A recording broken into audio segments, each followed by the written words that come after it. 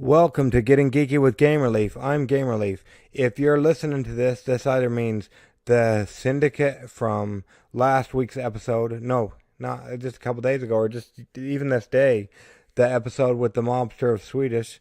That means Carl and Carl didn't have their syndicate come over and get me. That, or I've respawned if you listen to the last of the music. Either way, we are still here and going strong forever, so hopefully they won't get us.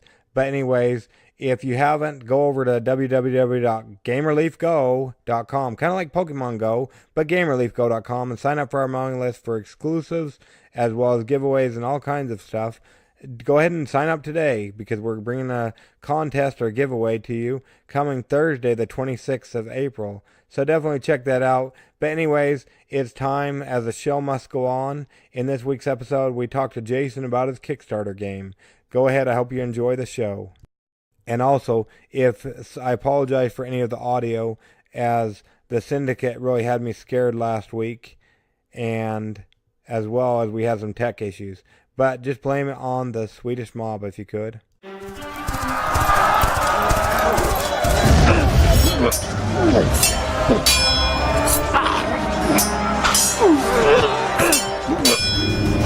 Getting Geeky with Gamer Leaf, the podcast in which one man strives to level up his geekhood and helping you do the same, one battle at a time. Now, let's get geeky with Gamer Leaf. The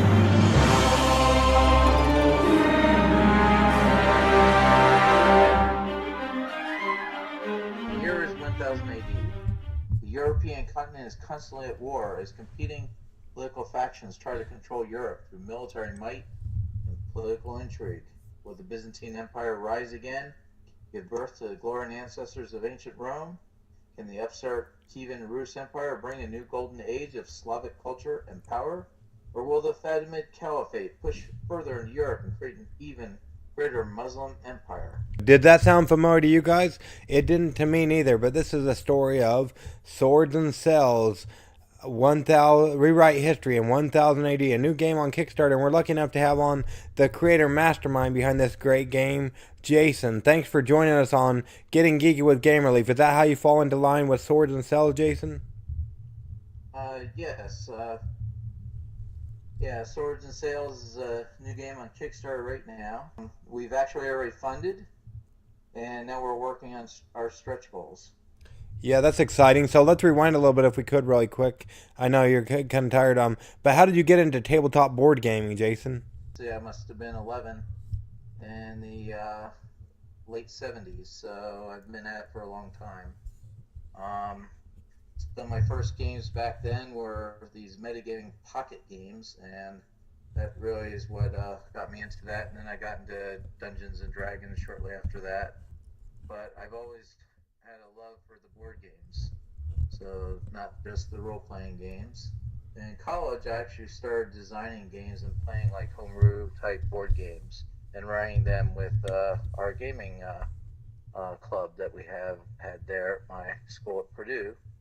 Oh, that's pretty cool. Besides Swords and Cells, because my audience would run me out in the street and have me hung if I let you pick your own game, but besides that, is there a current game you would call your favorite? Favorite game? Well, kind of. I like games across the board. I'm very excited by the new Steve Jackson stuff coming out with like the Ogre miniatures, because I've been playing Ogre since they came out in the 70s. I like simpler games like the Potion Explosion. Play that a lot with family. I like play heavier games too, and board games as well as a European style game. So I'm kind of like all over the board with what games I play. Don't seem to have as much time to play some of the super heavy war games or the miniature games anymore, but I used to when I was in college play a lot more of those. Well, yeah, it sounds like you said. It sounds like you're all over the place. So, is Swords and Cells like all kinds of mechanics, or what can you tell us about your new game on Kickstarter, Jason?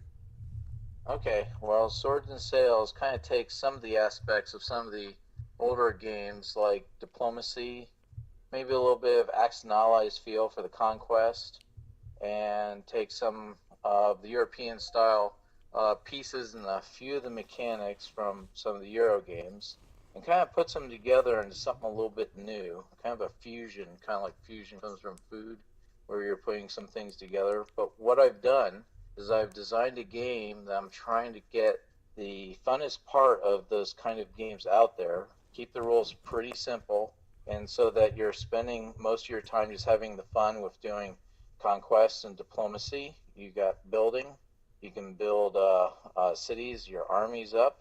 It's also hidden movement. And in order to keep the game so it moves very long, nobody's like waiting, it's simultaneous phases for every player. So unlike games like Allies or some of the bigger war games where you have a lot of players, you're sitting there and waiting for all the other players to go.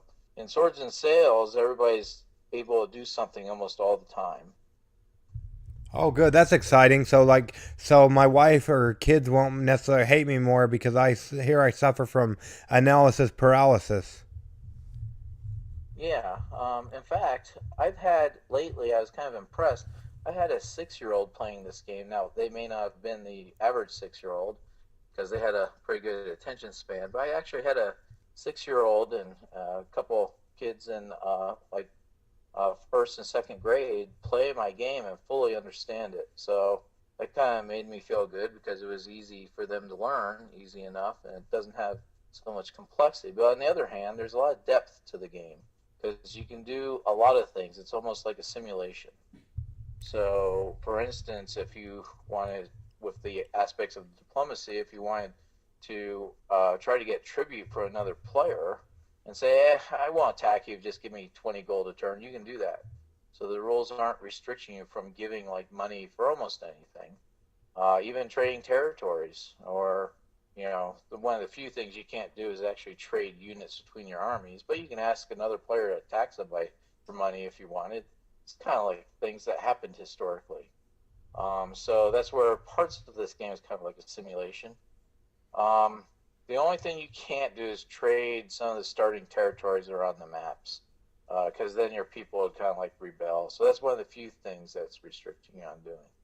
Well, that's pretty cool. Yeah, it sounds like a pretty deep game, but like you said, easy to learn for other people. I know a while back ago when I first got really into gaming, what it is today.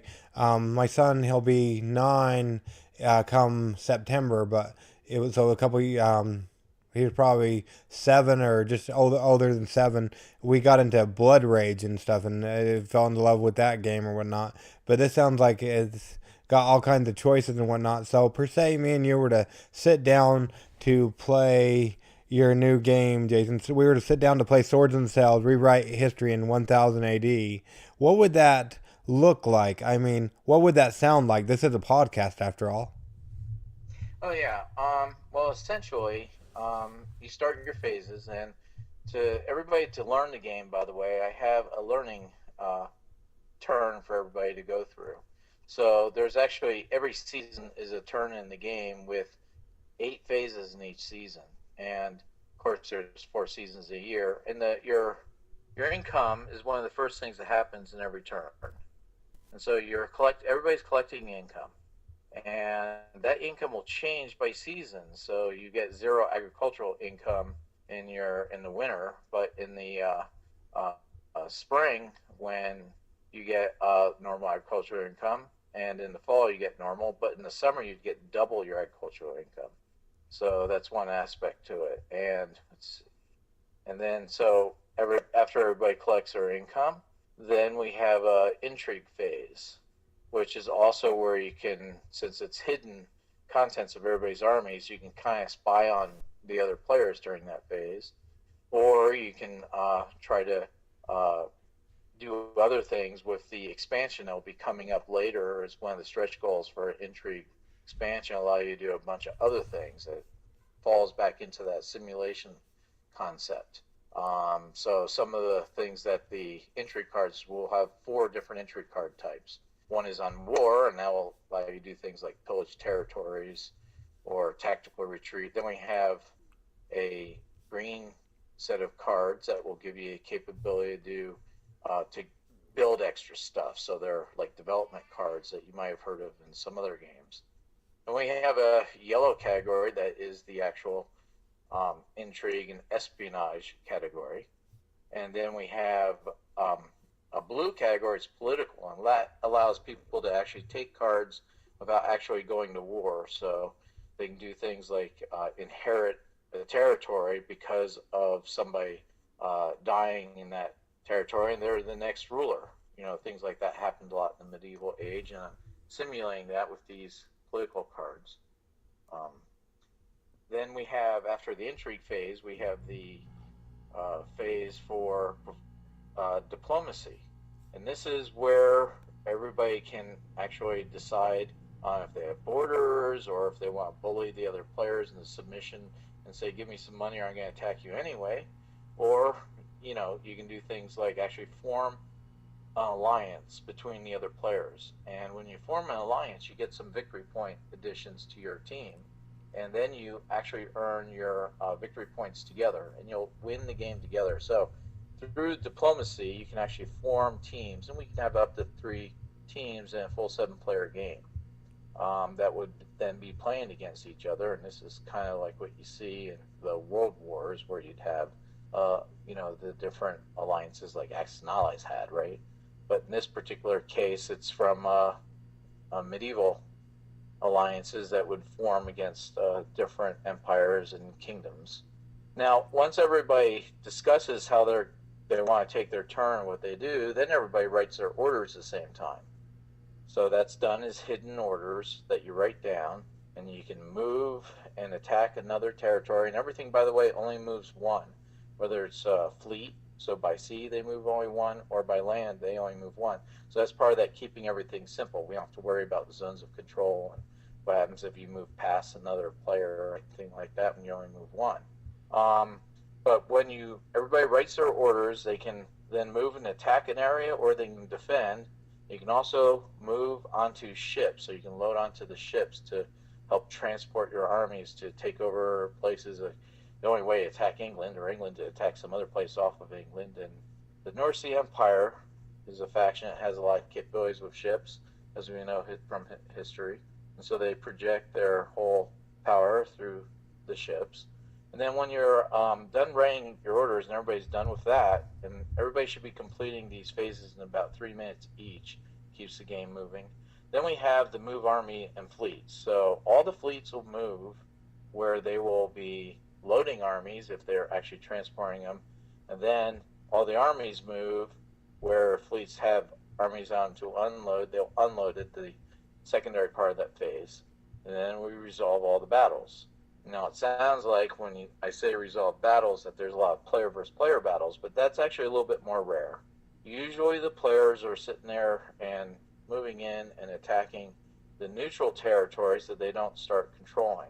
So the game will actually look like an aspect of probably a year to 2, that is like probably 4 to 6 turns before you really have too many player battles of everybody expanding territories until they really run up into each other before they actually will attack other players.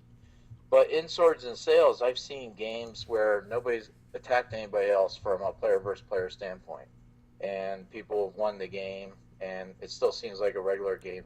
Now I've seen some games where people are very seem bloodthirsty and attacking the other players right away. So that's the other thing in Swords and Sails. I've never seen any 2 games ever play alike. Unlike some historical games you play where, if you play Axis and Allies, if you don't play Russia the right way exactly, you're probably going to lose the game, as Russia at least. And there's some pressure on doing things exactly the right way. Swords and Sails doesn't feel that way when you play. You can try different strategies and tactics every time you play, and the way it evolves usually, if all the people playing, you're not going to have something exactly the same happen each time. So after the battles are resolved, people will take territories and gain victory points from the territories they take. Now, they'll also gain income from territories they take. So when you're taking the territories, that's how you're expanding. That's the main part of the game. The Swords and Sails is primarily the main rule set for it. The mechanic is a area control mechanic, but sprinkled with it in all that is how you can get there to the area of control. There's multiple ways, of course. So for every territory you take, you get an additional victory point. When you get to 40 victory points, that's essentially seen as the goal for the short game of Swords and Sails, which we usually see played in a couple hours usually for a short game. Once everybody knows the rules, it takes a little bit more to learn a game, but not too much more, like another half hour or so if you're learning the game from a game that you didn't know how to play it before. In resolving battles, we actually have two types of battles.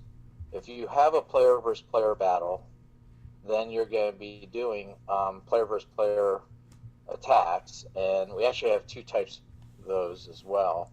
We have some for smaller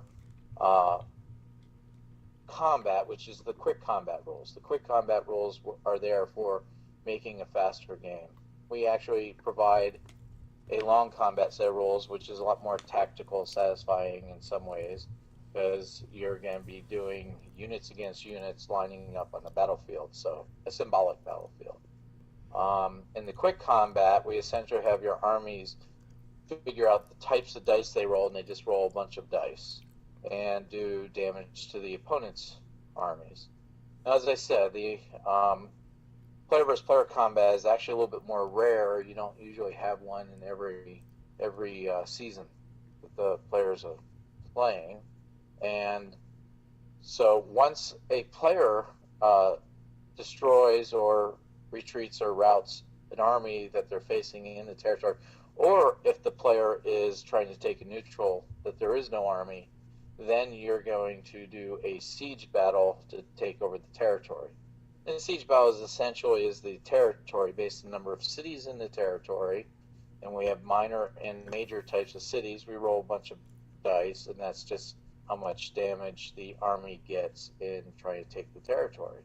Now, as a simulation a little bit, the player has a choice of trying to pay off the territory. It's like a bribe, or it can be symbolically thought of as they're spending money on getting their troops, training their troops, get more crack aspects of actually taking over the territory.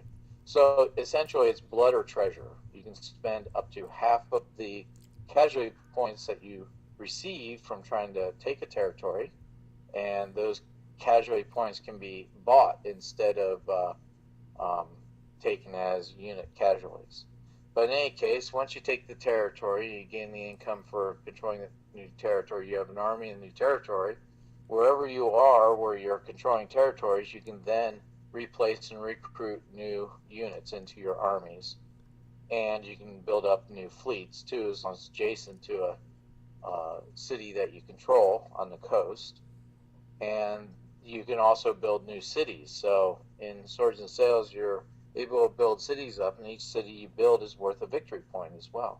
And that's essentially the full turn for one season, because then we advance the season in turn and make sure the victory points are set up for each player, and we see who's winning and check for a victory condition at the end of that season.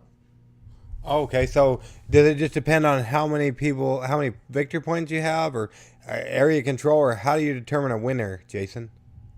It is based on the victory points, and it's set up that 40 victory points is essentially a shorter game, which is a 2 to 3 hour game, is about 40 victory points. And you get the victory points, as I mentioned, for every territory you control is one victory point. Since the game sets up with different factions, each faction has their own special capabilities, by the way, but some of the smaller factions actually start with some victory points. So we have England is the smallest, the Kingdom of England is the smallest player, and they start with 14 victory points out of those 40. So where we have the largest players, Byzantium is the largest player, as well as Holy Roman Empire. They both have the same amount of initial income. They're 330 gold is their income. They're the largest players, and they don't start with any victory points, so they have to earn all 40 of their victory points. Now, if you are allied, when you ally, you get 5 victory points for each person besides yourself on your team. So if you have an alliance of 4 players, you would get then 15 victory points out of those 40s just for building an alliance. Can you break the alliances? Yes, players can break their alliances, but they can only do that during the diplomacy phase. So, unlike games of diplomacy, if anybody's played diplomacy, it's kind of known as a game that can ruin friendships because of backstabbing is kind of something that the game of diplomacy brings out in people. Because of the way the mechanics work, it's easier to win. That is not the case in Swords and Sails because the base rules, at least, say you have to make your alliance during the diplomacy phase, and then you have to break the alliance during the diplomacy phase as well. And right after somebody would break your alliance, it's right order. So you're like telling them right away that, oh, I'm going to break my alliance with you, and then everybody can react. So it gives you an opportunity to react. It's not like right in the middle of combat, your allies become your enemies like it does in the game of diplomacy.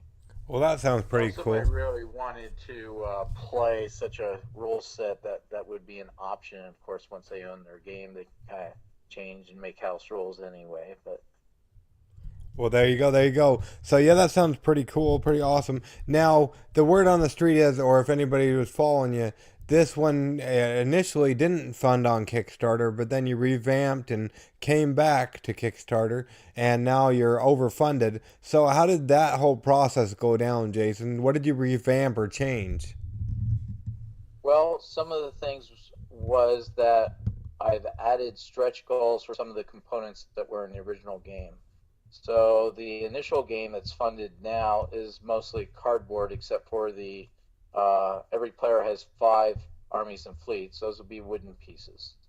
So all the other pieces in the game are pretty much cardboard. And with the stretch goals, we can upgrade those to what I envisioned originally as wooden pieces.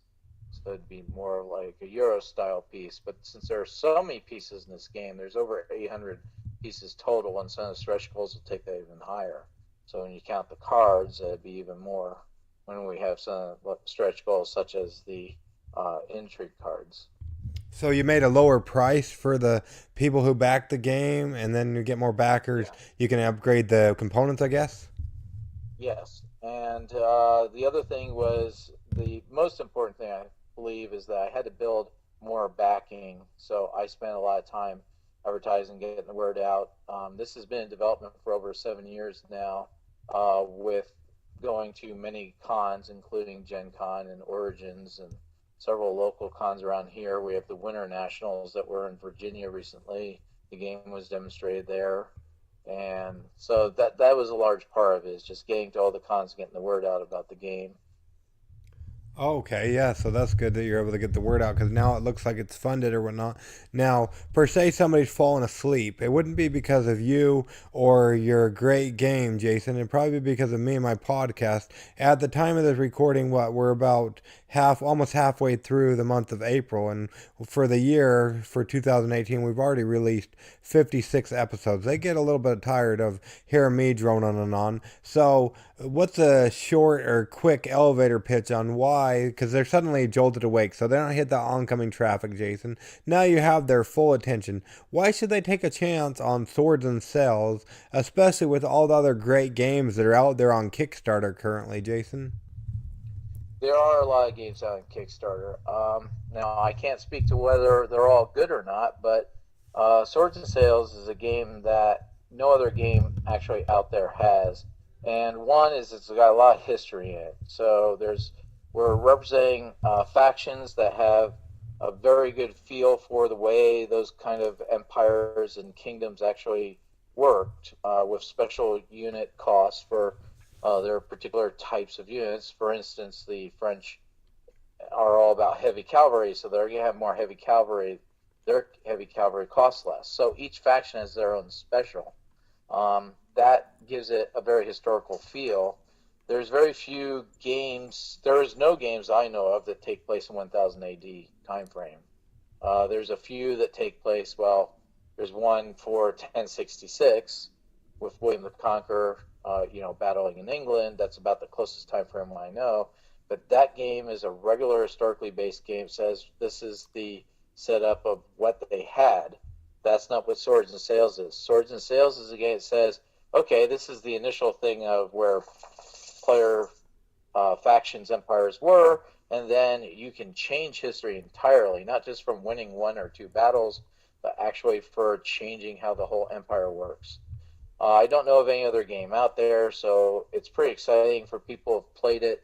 They've enjoyed it a lot. So people that like area control but don't want to spend all the time waiting for all the other players, there's very few games out there have the simultaneity and the hidden contents of the armies and hidden movement orders that this game has. So it's a very unique game, and it really has an epic feel for a game too, with the size of it, the number of components, the number of players that you can play with. And by the way, it does have able to play with just two players. Diplomacy is a little bit different there because you're not going to form an alliance and with only two players playing each other, of course. But there's still some of the diplomacy rules come into play for not getting the combat if you don't want, or you can still bully your neighbor, that kind of thing. I will also be including some solo play rules for those people that want to try to play solo. So they'll have some tables to look up for the other factions. So it's kind of then would be more of a puzzle game to see if you can conquer in a certain time frame the other players in the game. So that's why I would say is that Swords and says there's no other game like it. For those that like history, it's great. For those that like conquest games and diplomacy type game with hidden movement, I don't know of any other game like that out there right now. So Well, there you go. So make sure you go ahead and check out at least the Kickstarter page. We'll make sure we leave a link in the show notes so they won't have to do much more. Now, you're probably a little biased, Jason. So you sound like it's a great game. You've been developing it for over 7 years and whatnot. But per se, they don't want to necessarily take your word for it. Are there any reviews out there or anywhere else so they can find out about the game? the Kickstarter page has multiple reviews that are listed.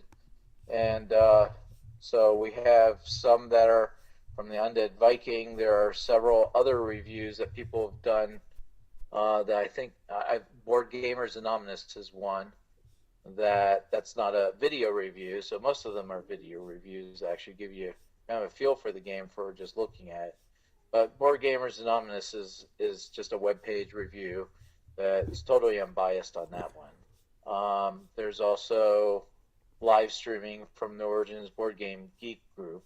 And I have several of my backers have spoke up that have played it like Origins and Gen Con before and had spoken to the hidden movement and some of their other aspects in the game on why those are fun.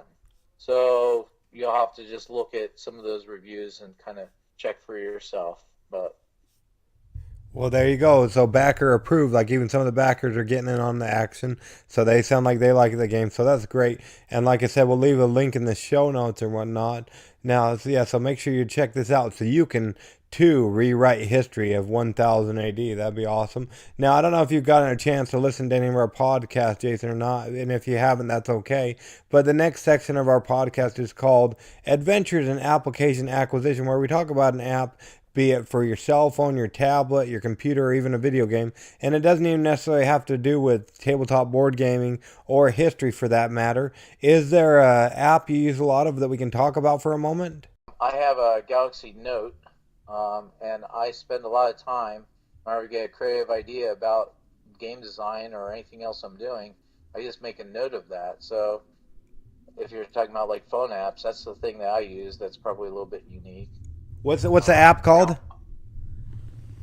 It's just the app that comes with for taking a note on your Galaxy Note. Oh, okay. What can you tell us about that application?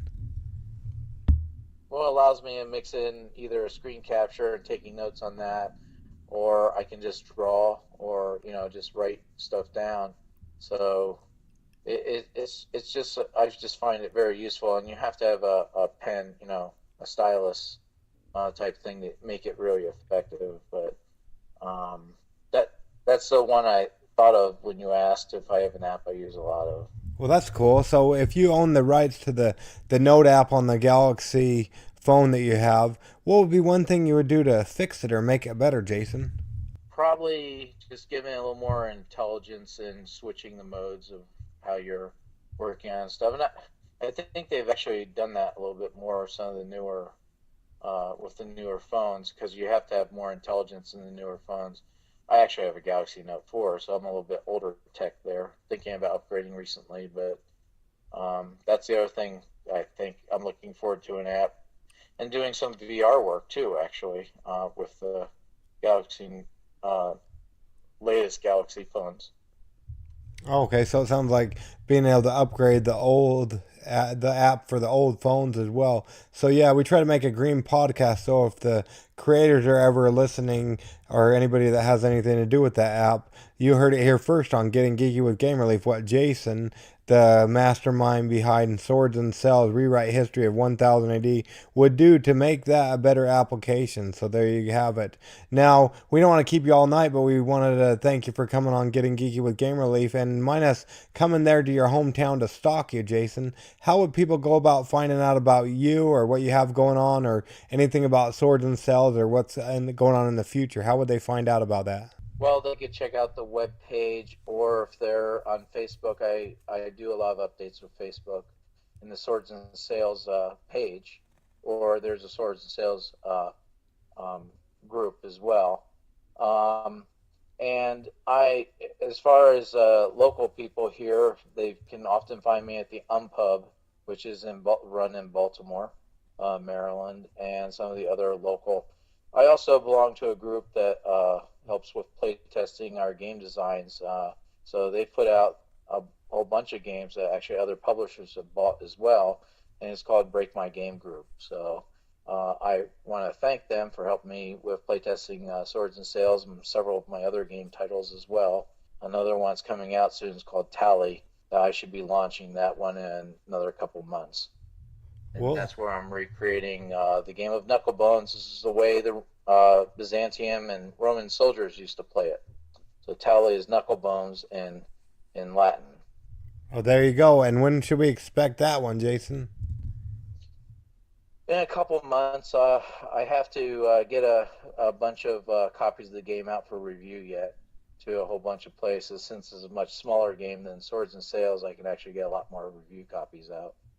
Well, there you go. There you have it. So, yeah, like I said, we'll go ahead and leave everything in the show notes so they can go ahead and check it out. But we wanted to thank you and appreciate your time, and finally we'll be able to catch up with you so we can get you on Getting Geeky with Game Relief and tell everybody about, give you an opportunity to tell everybody about this great game and how they can also rewrite history of 1000 AD in Swords and Cells. Rewrite history in 1000 AD. We appreciate it, Jason. No, thank you, and thank you for having me on. It's time for Kickstarter Corner.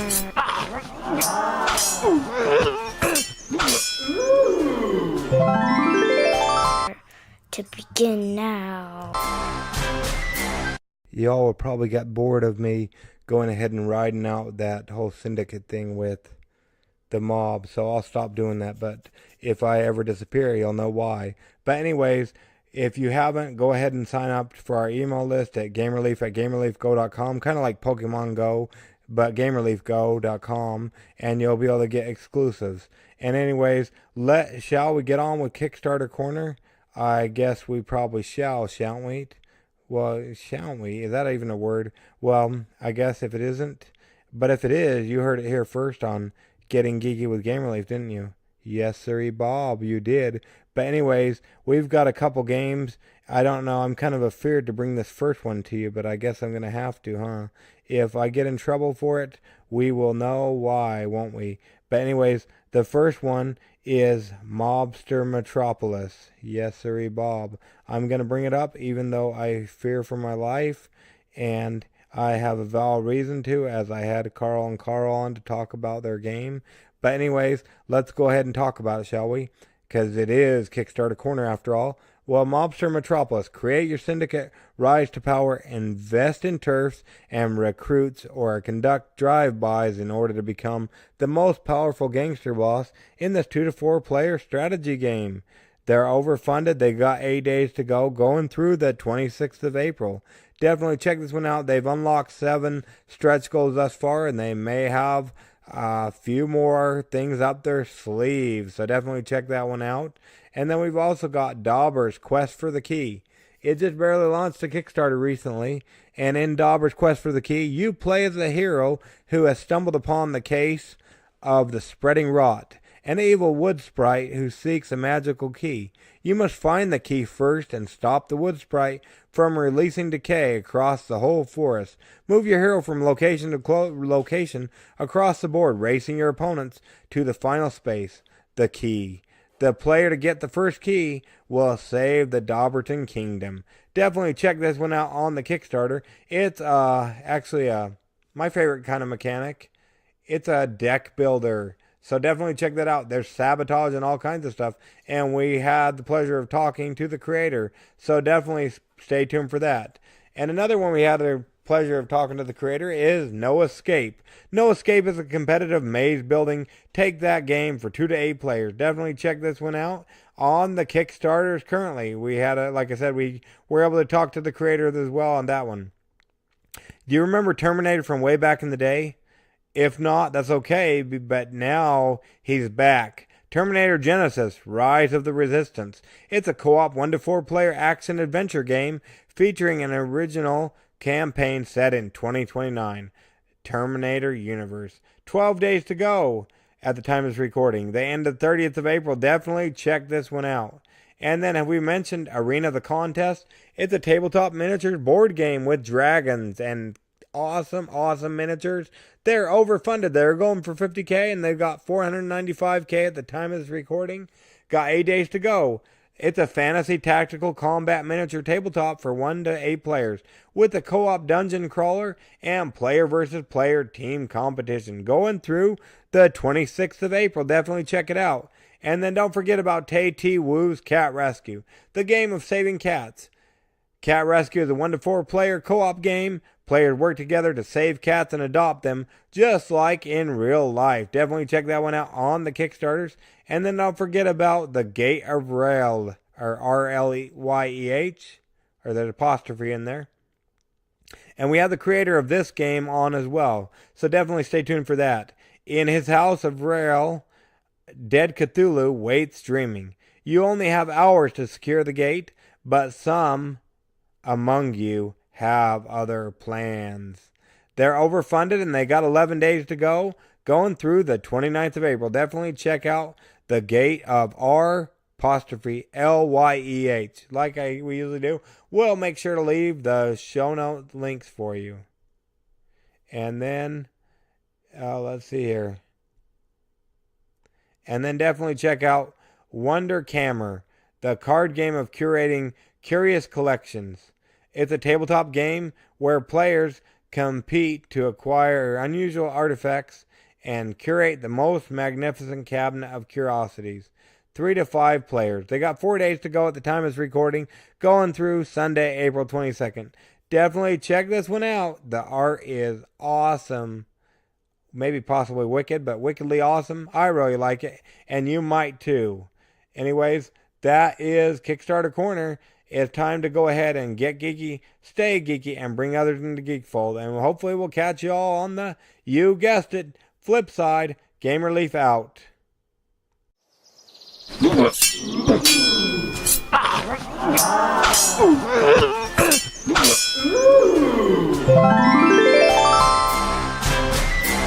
Gamer Leaf levels up.